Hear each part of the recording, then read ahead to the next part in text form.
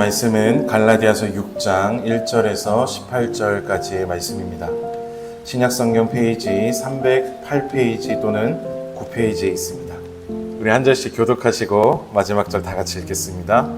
형제들아, 사람이 만일 무슨 범죄한 일이 드러나거든 신령한 너희는 온유한 심령으로 그러한 자를 바로잡고 너 자신을 살펴보아 너도 시험을 받을까 두려워하라.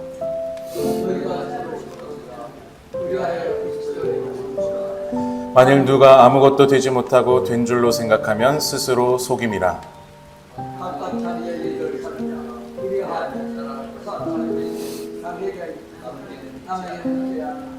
각각 자기의 짐을 질 것이라.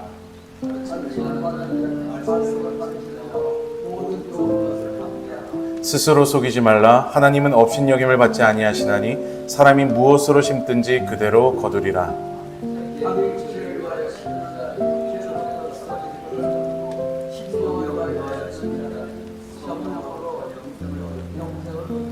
우리가 선을 행하되 낙심하지 말지니 포기하지 아니하면 때가 이름에 거두리라.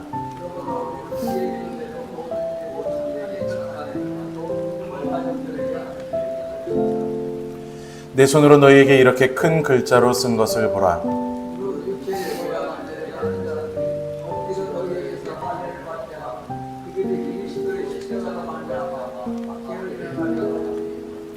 할례를 받은 그들이라도 스스로 율법은 지키지 아니하고 너희에게 할례를 받게 하려 하는 것은 그들이 너희의 육체로 자랑하려 함이라.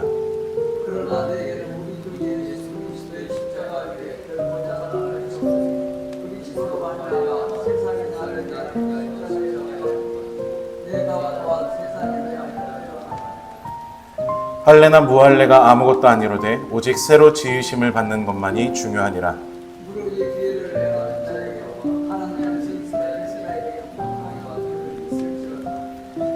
이후로는 누구든지 나를 괴롭게 하지 말라. 내가 내 몸에 예수의 흔적을 지니고 있노라. 형제들아, 우리 주 예수 그리스도의 은혜가 너희 심령에 있을지어다. 아멘. 복음을 깨닫고 복음을 받아들인 사람은 이전과는 전혀 다른 변화된 삶을 살아가게 됩니다. 더 온전해지고 더 강해지고 더 넓어지고 더 깊어진 그런 자기 자신을 보게 된다는 거예요. 훨씬 더 성숙해진 자기를 새롭게 만나게 된다는 거죠. 정죄와 죄송 속에서 살아온 우리들의 모습이었습니다. 내가 죄 속에서 살았다는 것조차 몰랐던 게 우리들이었고요. 삶의 기준이 철저히 세상에 맞춰져 있어서 무엇이 옳고 그른지, 왜 자꾸만 우리의 마음이 이렇게 각박해지고 힘들어지는지 그 원인과 기준조차 몰랐던 게 바로 우리들의 모습이었다는 거예요. 그런데 하나님의 사랑이 예수 그리스도를 통해서 우리의 눈앞에 보여졌고, 하나님의 사랑이 우리 안에 내주하신 성령 하나님의 임재를 통해서 우리를 깨닫게 하시고 알게 만드신다는 거죠. 예수 그리스도의 십자가는 우리 모두가 정말로 희망 없는 이 죄 속에서 죄 아래에 살고 있었다는 것, 정죄에 갇혀서 그저 사망의 길을 걷고 있었다는 사실을 깨닫게 해주셨다는 거예요. 그래서 이 복음을 받고 이 복음을 믿고 사는 사람들, 이제 예수 그리스도의 옷을 입게 된 저와 여러분은요, 값없이 입혀진 이 옷 때문에, 이 옷 덕분에 놀라운 자유함을 누리게 되었다는 겁니다. 더 이상 죄 아래가 아니라는 거예요. 죄 위로 건짐을 받았다는 거예요. 이제는 사망의 길이 아니라 생명의 길을 걷게 되었고, 다시 하나님께로 받아들여졌고, 다시 하나님의 자녀가 되었다 라고 하는 정말 크고 놀라운 이 은혜를 살게 되었다는 겁니다. 그러나 여러분, 우리들의 삶의 모습을 보면요, 그럼에도 불구하고 온전하지 못한 모습일 때가 정말 많이 있다는 거예요. 왜냐하면 저와 여러분은 너무도 연약하고 부족하기 때문입니다. 주님이 우리에게 하신 이 말씀처럼 마태복음 26장 41절이죠. 시험에 들지 않게 깨어 기도하라. 마음에는 원이로되 육신이 약하도다. 마음은 원이로되, 마음은 선한 것을 따르고 싶고 예수님의 말씀대로 살고 싶은 마음이 정말 굴뚝 같지만, 우리의 이 육신이 따라주지 않는 이런 순간, 이런 모습이 우리에게 있다는 거예요. 너무 연약해서 육신으로 인한 시험에 빠지고 마는 그런 때가 있다는 거죠. 우리 안에 남아있는 죄의 뿌리로 인해서 우리는 자꾸만 예전으로, 옛사람으로 돌아가고 싶어 한다라는 겁니다.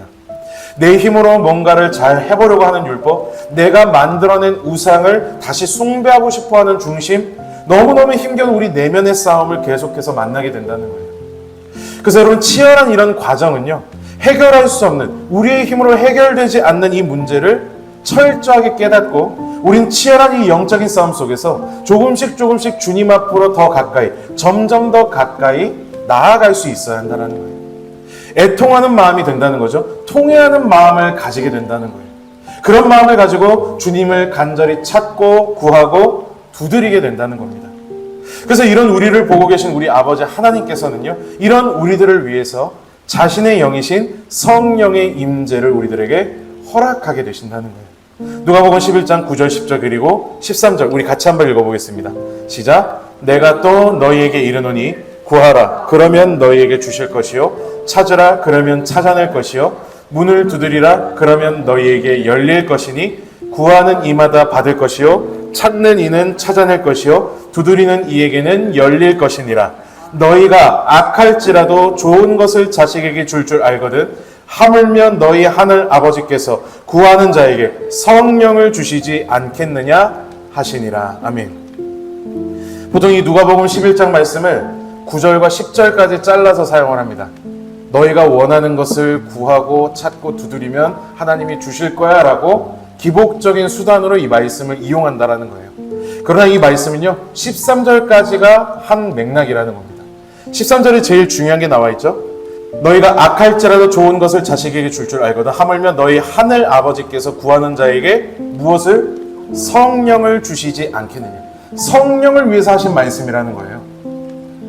우리를 돕기 위한 성령이 우리 안에 임재해 주신다라는 겁니다. 우리가 어렵고 힘들고 내면의 싸움을 견디다 못해서 하나님께 부르짖을 때 하나님이 우리에게 성령의 도우심을 입게 한다라는 거예요. 그래서 우리를 그토록 괴롭히고 무너뜨려 온 모든 죄의 뿌리들을 하나도 남김없이 뽑아버리게 해주신다라는 거죠. 바로 그때 우리는요, 우리 안에 수도 없이 맺혀 있었던 모든 육신의 열매들을 죽이게 되고요, 새로운 열매, 곧 성령의 열매들을 맺어가게 된다는 거예요. 그렇게 계속해서 우리가 이 성령의 인도를 붙들고 따르고 우리가 성령과 함께 나 자신을 죽이면서 주님께 순종해 갈 때 우린 우리 안에 맺혀있는 거룩한 성령의 열매들을 자라가게 하는 자들이 된다는 거죠. 여러분, 이런 모습이 바로 복음을 사는 사람들에게 일어나는 일들이라는 거예요. 하나님께 받은 사랑을 행하는 정말 진정한 참된 자유의 삶, 곧 예수의 흔적을 따라 사는 복음을 받은 자들의 변화된 삶이라는 거죠. 그래서 오늘 말씀 갈라디아에 보내는 편지 마지막인 이 6장은요 바로 이 변화된 삶에 대한 실제적인 이야기를 우리들에게 하고자 한다는 겁니다. 왜냐하면 이게 제일 중요하기 때문이에요. 변화된 삶의 모습, 사랑으로 행한다는 것, 복음으로 산다는 것, 그것은 과연 구체적으로 어떻게 사는 모습이냐? 바울은 이 내용을 강조하고 있고 또한 당부하고자 한다는 거죠. 복음 받은 자들의 변화된 삶, 오늘 이 시간 우리가 함께 보고 깨닫는 그런 복된 시간이 되었으면 좋겠습니다. 첫 번째는 바로 이겁니다. 우리 같이 한번 읽어보겠습니다. 도와주는 삶이라는 거예요. 도와주는 삶. 1절 말씀이었습니다. 형제들아, 사람이 만일 무슨 범죄한 일이 드러나거든 신령한 너희는 온유한 심령으로 그러한 자를 바로잡고 너 자신을 살펴보아 너도 시험을 받을까 두려워하라. 온유한 심령으로 도와주는 것이다 라는 거예요. 온유는 우리가 지난번 열매 이야기를 할 때 다뤘지만 정죄의 반대말 곧 겸손한 마음이라고 했습니다. 넓고 부드러운 마음이고 받아주는 마음이에요. 그러니까 위압적으로 위에서 아래를 내려다보는 그런 마음이 아니라 같은 위치에서 동등한 자리에서 눈을 마주쳐 주는 거예요. 이 마음으로 도와주는 거죠. 여러분, 이런 자세는요 그냥 되지 않습니다. 예전에 어떤 장애인 기관에 청소년들 애들을 데리고 봉사하러 간 적이 있었는데요. 그때 미리 이제 사전 교육을 애들을 다 했어요. 무리하게 행하지 않도록 다 이제 교육을 받고 그렇게 했는데 당일날 친구 따라서 이제 강남 따라온다고 친구 따라서 그냥 몇 명이 이렇게 딸려서 온 거예요. 그러니까 걔들은 미리 교육을 못 받은 거죠. 근데 그 아이들이 정말 그 센터에서 많은 민폐를 끼쳤던 일이 있었습니다. 그러니까 그 친구들에게는 어떤 나보다 못하고 나보다 부족한 사람들을 도와준다라고 하는 위에서 아래를 내려다보는 그런 마음이 이 친구들에게 있었던 거예요. 그런 게 미리 교육을 못 받은 것도 있었지만 정작 장애인들을 마주하니까 막 여기저기서 문제가 터져나오게 되었던 거죠. 장애인들이 다가오면 소리를 칩니다. 그리고 몸을 밀어내고 손을 치고 마치 더러운 것을 만지는 듯한 표정과 말과 행동을 통해서 많은 장애인분들이 정말 상처를 받았고 정말 그 센터 다니가 제가 굉장히 난처한 적이 있었다는 거예요. 여러분, 생각보다도요, 이 온유한 심령으로 우리가 누군가를 도와준다라는 것은 그냥 되지 않는다는 거예요. 나도 모르게 우리는 고압적인 자세와 태도가 될 수 있다는 거죠. 아니, 모르는 걸 가르쳐 주는데 뭐가 문제야? 아니, 나보다 못한 불편한 사람을 케어해 주는데 뭐가 그렇게 말이 많아? 그러나 같은 눈높이가 되어서 도와준다는 게 생각보다 어렵다는 거예요. 그런 자세는요, 나 자신을 겸손히 잘 살펴보게 될 때에만 가능해지는 태도라는 겁니다. 분명히 알아야 된다는 거예요. 내가 더 잘나서 이 사람을 도와주는 게 아니라는 거예요. 내가 더 괜찮아서 이 사람을 도와줄 수 있는 게 아니라는 걸 아는 것이 너무너무 중요하다는 겁니다. 나 역시 이 사람과 비슷한, 아니 어쩌면 더 못한 교만과 열등감 사이에서 그 정죄와 죄성 속에서 살았던 더 희망 없는 사람이었고 볼품없는 존재였다는 것. 그런데 이런 부족한 나를 하나님이 예수 그리스도를 통해서 건져주셨다, 살려주셨다. 그래서 값없는 사람으로 나는 믿음의 자녀가 되었고 거저되었고 하나님의 약속의 자녀가 되었다. 내가 한 것, 내가 해낸 것 아무것도 없다. 전부 다 하나님이 하셨어. 이 사실을 여러분 우리가 잊어버리지 않을 때 우리는 겸손히 같은 눈높이에서 상대방을 바라봐 줄 수가 있다는 거예요. 그래서 오히려 지금 이 사람 정도면 예전에 나보다 더 낫다. 이런 마음가짐이 될 수가 있다는 거죠. 여러분, 여기서의 중요한 포인트는요, 내가 한 게 아무것도 없다라고 하는 겁니다.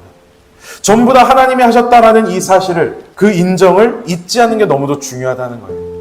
그래서 지금 내 앞에 있는 어떤 나쁜 사람이 있어요. 또는 범죄한 사람이 있습니다. 무례한 사람이 있어요. 혹 죄가 드러난 그 사람이 있을지라도 겸손히 우리는 같은 눈높이에서 기꺼이 도움을 줄 수 있는 사람들이 될 수 있다는 거죠. 내 시간과 내 돈과 내 마음을 아깝다고 여기지 않고 기꺼이 줄 수 있는 사람이 될 수 있다는 거예요. 여러분, 이게 바로 복음을 사는 삶, 진짜 자유를 사는 사랑 행함이 나타나는 새로운 우리들의 모습이라는 겁니다. 그리고 두 번째로 이 삶의 모양은 우리 같이 한번 읽어보겠습니다. 두 번째 시작. 서로의 짐을 지는 삶이라는 거예요. 2절입니다. 너희가 짐을 서로 지라 그리하여 그리스도의 법을 성취하라. 상대의 짐을 내가 대신 져주는 겁니다. 어떻게 해요? 하나님의 사랑으로. 예수 그리스도가 우리의 짐을 지셔서 십자가에 대신 달리셨던 것처럼 우리 역시도 성령의 도우심 속에서 예수님처럼 서로의 짐을 져줄 수가 있어야 한다는 거예요. 그런데 우리들이 예수님처럼 되기에는 너무 많은 어려움이 있다는 거죠. 우리는 나의 이익과 나의 손해를 더 중요한 가치로 여기면서 살 때가 많다는 거예요. 지금 이 일이 나한테 어떤 의미가 있고 어떤 보람이 되나, 이 내용이 우리에게 더 중요할 때가 많다는 겁니다. 그런데 이 새로운 변화의 삶, 복음의 삶은요, 그런 모습이 아니라는 거예요. 나의 이익과 나의 손해를 따지지 않습니다. 나에게 의미가 있냐 없냐 이게 중요하지 않게 된다는 거예요. 내가 보람을 느끼냐 안 느끼냐 이것과 상관이 없어진다는 거죠. 나와 상관없이 이 짐을 지는 것이 맞고 당연한 일이기 때문에 그냥 하게 되어지는 거예요. 내가 살든지 죽든지 내 몸에서 그리스도가 존귀하게 되게 하려 하나니, 이게 답이기 때문에 그냥 하게 되어진다는 거예요. 제가 정말 존경하는 목사님이 이 복음의 삶을 놓고 이런 말씀하셨던 게 생각이 납니다. 나는 힘이 있어서 이 길을 걷는 게 아닙니다. 나는 이 길이 답이기 때문에 걸어갑니다. 내가 하는 것이 아니라 내가 하게 되어지는 이 답의 길을 나는 오늘도 기쁨으로 감당한다라는 거예요. 여러분 꼭 기억하시기 바랍니다. 복음으로 산다는 것은 답을 걷는 인생이 되는 거예요. 답이 없는 것을 허공에 주먹질을 하듯이 그렇게 막막하게 살아가는 게 아니라요, 답을 걸어가는 인생이 되는 겁니다. 답이기 때문에 가는 거예요. 가게 되어집니다. 하게 되어지는 거죠. 서로의 짐을 계산하면서 질까 말까 이게 아니라요, 짊어져 주게 되는 것이라는 거예요. 어떻게요? 내 안에 오신 하나님의 영, 죄의 뿌리를 뽑아주고 계신 성령이 우리를 그 길로 인도하시기 때문이라는 거죠. 우린 그저 가게 되어지는 겁니다. 그래서 여러분, 우리는 우리 자신을 정말로 면밀히 잘 돌아볼 수 있는 자들이 되어야 한다는 겁니다. 만약 내가 이게 잘 안 되고 지금 내가 이 삶을 전혀 살아가고 있지 않다면 지금 내가 어떤 상태에 있는 것인지를 점검해 볼 수 있어야 한다는 거예요. 못하면 못하는 만큼, 안 되면 안 되는 만큼, 어쩌면 지금 내 속에는 이 복음이 그만큼 없는 것일 수도 있다는 사실을 우리는 꼭 점검해 볼 필요가 있다는 거죠. 여전히 내가 너무 살아있는 거예요. 하나님과 상관없는 내가 너무 살아있는 거죠. 여전히 내가 완성해 보려고 하는 내 위주의 삶을 살고 있는 거예요. 여전히 율법 아래 인생일 수 있다는 겁니다. 남과 나를 계속 비교하면서 내심 남을 정죄하면서 교만해지고 또 나를 정죄해서 열등감을 갖는 그런 죄의 뿌리가 그대로 있는 모습일 수 있다는 거예요. 자유가 무엇인지 모르고 성령의 임재를 모르는 그런 상태로 신앙생활을 하고 있을 수 있다는 거죠. 그래서 여러분, 나는 다른 사람들의 짐에 대해서 어떻게 반응하고 있는가, 이 부분에 대해서 우리 스스로를 잘 돌아볼 수 있어야 한다는 겁니다. 세 번째, 우리 같이 한번 읽어보겠습니다. 세 번째, 시작. 나의 짐을 제대로 지는 삶이라는 거예요. 3절부터 5절 말씀입니다. 만일 누가 아무것도 되지 못하고 된 줄로 생각하면 스스로 속임이라. 각각 자기의 일을 살피라. 그리하면 자랑할 것이 자기에게는 있어도 남에게는 있지 아니하리니 각각 자기의 짐을 질 것이라. 나의 짐을 제대로 지는 삶을 살아라라는 겁니다. 스스로를 좀 속이지 말라는 거예요. 아닌 척, 있는 척 그런 거 하지 말고, 괜찮은 척 하지 말고, 자기의 일, 자기 자신을 살펴서 자기의 짐을 잘 지는 사람이 되라라는 겁니다. 남과 비교해서 자랑할 것을 찾지 말고 내 안에 계신 성령을 통해 맺혀져가는 성령의 열매를 자랑하는 자들이 되라는 거예요. 여러분, 우리에겐 나누어질 수 없는 짐이 분명히 있다는 것을 알아야 된다는 거죠. 그건 바로 하나님 앞에 우리가 서게 되었을 때 하나님께서 우리에게 물어오시는 책임이라고 하는 짐이 있다는 거예요. 우리의 중심 문제이죠. 어떤 중심으로 살아왔는가, 어떤 중심으로 신앙생활을 했는가, 이 문제라는 거예요. 모든 것을 꿰뚫어 보시고 중심을 보시는 하나님 앞에 서게 되는 그때의 문제가 우리들에게 있다는 거죠. 이 짐만은 다른 사람이 내 걸 대신 져줄 수가 없습니다. 우리 역시 이 부분에서만큼은 다른 사람의 짐을 대신 져줄 수도 없다는 거예요. 하나님이 우리에게 물어오시는 책임, 삶을 통해 너는 어떤 열매를 맺어왔는가, 이 짐에 따라서 우린 하나님으로부터 판단받게 된다는 겁니다. 복음으로 사는 변화된 삶의 세 가지: 도와주는 삶, 서로의 짐을 지는 삶, 나의 짐을 제대로 지는 삶. 과연 우리에게 이 모습이 나타나고 있는가? 바울은 지금 갈라디아 교인들에게 또 저와 여러분에게 묻고 있다는 거예요. 우리의 삶에 이런 변화된 모습이 과연 나타나고 있느냐라는 거죠. 그리고 여기에 더해서 바울은요, 그 다음 절들을 통해서 더 구체적인 질문을 우리에게 던지고 있다는 겁니다. 우리 같이 한번 읽어보겠습니다. 시작. 이 변화된 삶의 모습을 위해서 지금 당신은 무엇을 심고 있습니까? 라는 거예요. 7절, 스스로 속이지 말라. 하나님은 업신여김을 받지 아니하시나니 사람이 무엇으로 심든지 그대로 거두리라. 여러분, 우리가 사과나무의 씨를 심어놓고 수박을 거두고 싶다고 기도한들 절대 수박은 나오지 않습니다. 그렇죠? 우리의 추수를 결정짓는 것은 수확하는 방법이나 그 시기가 언제냐 이런 것보다도요, 어떤 씨앗을 지금 뿌리고 있느냐, 이게 훨씬 더 중요하다는 거예요. 당신은 지금 무엇에 시간을 많이 쓰고 있고 무엇에 당신의 물질을 쓰고 있는가, 무엇을 심고 있느냐라는 거죠. 그러면서 말씀합니다. 당신은 당신이 지금 심는 것을 그대로 거두게 될 것이다. 그리고 지금 심고 있지 않는 것은 거두지 못하게 될 것이다. 변화된 삶의 모습이 지금 우리 안에 있고 없고의 그 문제는요, 그 씨를 심어왔던 나에게, 우리에게 그 모든 책임이 있다는 것을 이야기하는 거죠. 8절 말씀입니다. 자기의 육체를 위하여 심는 자는 육체로부터 썩어질 것을 거두고 성령을 위하여 심는 자는 성령으로부터 영생을 거두리라. 육체를 위하여 심는 자에게는 영생이 없다라는 말이에요. 조금 더 확언적으로 말씀드리면, 여러분, 우리가 정말로 성령을 위해 심는 우리들이 되어야겠다라고 결단하는 자들이 되어야 될 줄로 믿습니다. 왜냐하면 그 삶이 우리가 살 길이 되기 때문에, 그것만이 우리의 산 소망이 될 수 있기 때문이라는 거예요. 그렇다면 그 삶의 모습은 구체적으로 어떤 모습이냐? 9절과 10절입니다. 우리 한 목소리로 읽어보겠습니다. 시작. 우리가 선을 행하되 낙심하지 말지니 포기하지 아니하면 때가 이름에 거두리라. 그러므로 우리는 기회 있는 대로 모든 이에게 착한 일을 하되 더욱 믿음의 가정들에게 할지니라. 아멘. 성령을 위해서 심는다는 것은 곧 선을 행하는 일이라는 거예요. 이건 뭐냐면 모든 사람들에게 착한 일을 하는 거라는 거죠. 즉 베푸는 것을 말합니다. 사랑을 행하는 거예요. 그러나 이 행함은 뭔가 우리 눈에 바로바로 띄는 그런 어떤 결과나 열매를 보여주지 않는 행함이 될 수 있다는 거죠. 그래서 어떠냐면 낙심하기가 정말 쉽다는 겁니다. 근데 여러분, 이런 모습은요, 우리가 어떤 농사나 어떤 일을 하더라도 마찬가지라는 거예요. 파종에서 수확까지는 언제나 많은 시간이 걸리기 때문이라는 거죠. 초보 농부들이나 정원사 같은 경우에 몇 주씩 움직이지 않는 씨앗을 지켜보면서 노심초사한다고 합니다. 하지만 결국에는 어떠냐? 대부분이 때가 되면 싹이 나오게 된다는 거예요. 마찬가지라는 거죠. 선을 행하는 사람, 착한 일을 행하는 사람, 성령을 위해 심는 것도 이와 같다라는 거예요. 당장은 아무도 몰라줍니다. 나 혼자 괜히 혼자 삽질하고 있는 것 같을 때가 많아요. 그래서 낙심하지 말지니 이렇게 말씀하신다는 거예요. 하지만 분명한 열매가 예비되어 있는, 하나님으로부터 예비되어 있는 길이라는 겁니다. 그러므로 흔들릴 필요가 전혀 없다. 너희는 담대하라, 굳건하라 라고 말씀하신다라는 거예요. 아마도 이 부분은 이 갈라디아에 있었던 바울의 제자들이죠.